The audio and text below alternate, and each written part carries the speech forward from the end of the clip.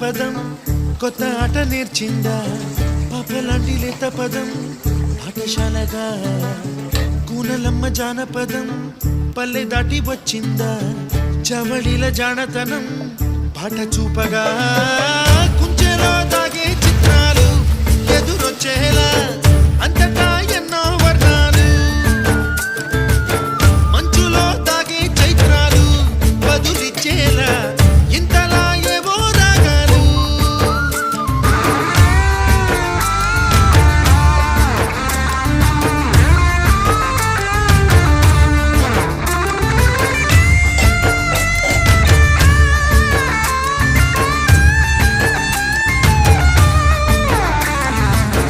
ఆకతాయి సందడిగా